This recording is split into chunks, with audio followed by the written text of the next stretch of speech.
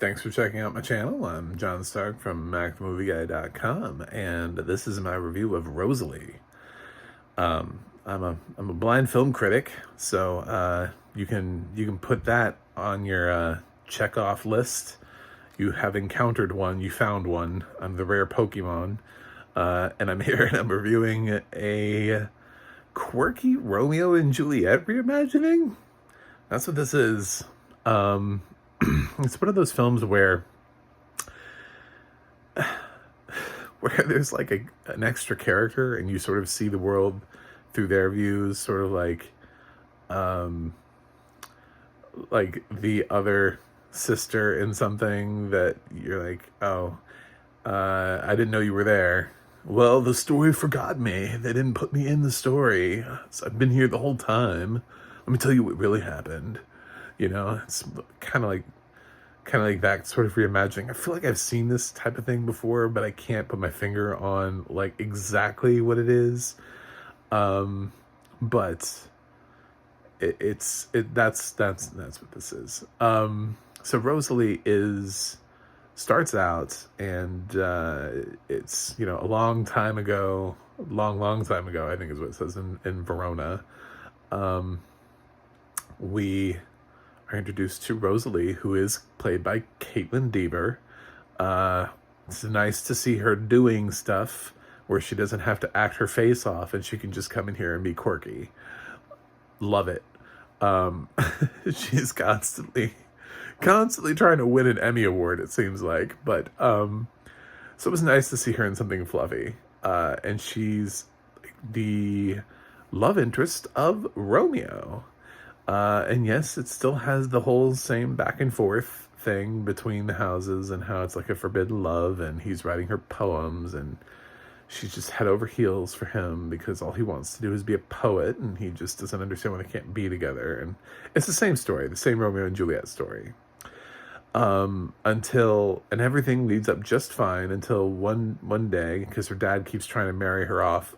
One of my favorite scenes in the movie is her reaction to this guy who her dad has set her up with, and how she gets rid of her. I I definitely laughed. I thought that was hilarious. So yeah, it's funny enough in places where it got me to real laugh, not just like smirk, but actually like, oh my God, that's funny. And it's just kind of a delightful little romp. The way that it ties in is eventually she ends up having to go out on a date with this guy, go out on his boat, and it's right before this masquerade ball when that she's supposed to be at with Romeo, and so that way they can dance and be together in public, and nobody would know it was them. And that's where Romeo meets Juliet instead. And then it turns out, oh, Juliet is her cousin that's been away at like finishing school this whole time, and she's just come back into town, and now Romeo's smitten with Juliet and won't even bother, like doesn't even bother to break up with her or anything like that. Doesn't give her the time of day. And she's going through like all of these like, jealousy stages with her cousin, and trying to act like she's friends with her cousin, but also trying to sabotage the relationship. And it's fun, and it has all of the other Romeo and Juliet characters floating in and out. It has some other appearances from other well-known actors: Bradley Whitford, Christopher McDonald, Minnie Driver. They're all in this. So there's a couple people in here that you'll be like, oh, okay, cool. And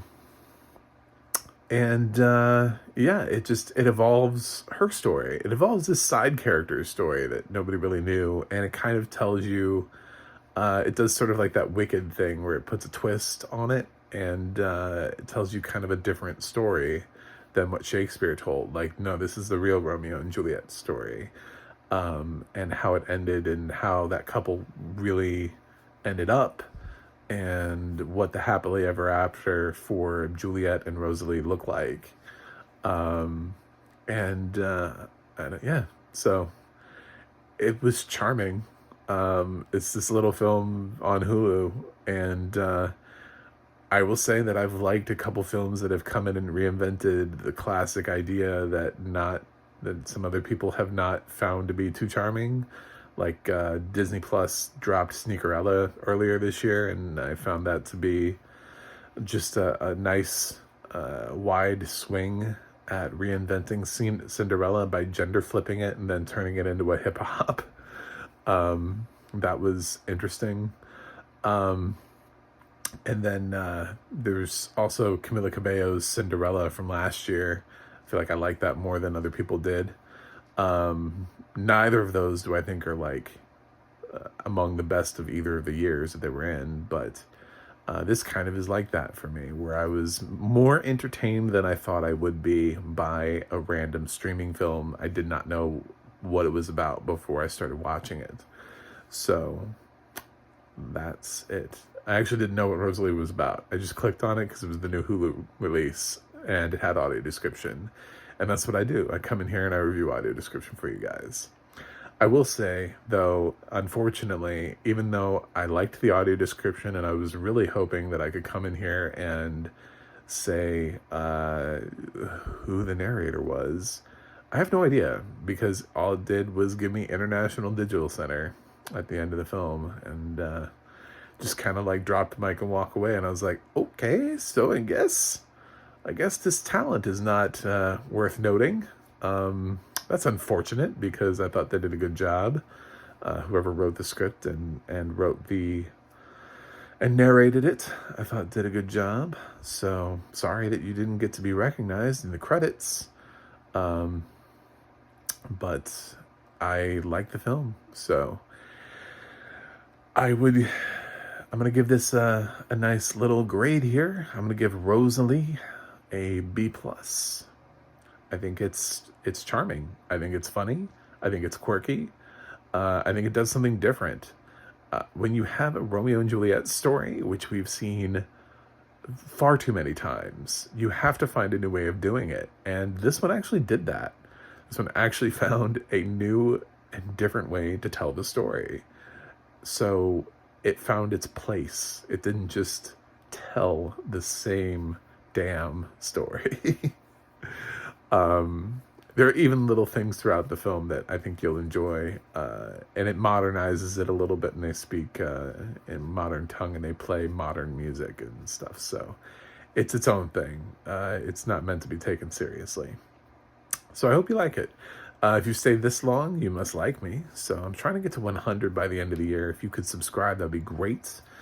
I need your help to be able to get to 100 and be in the triple digit club. You can also go to my website, macthemovieguy.com, for more reviews. You can go to the audio description project, adp.acb.org. It'll let you know what else has audio description and where you can watch it.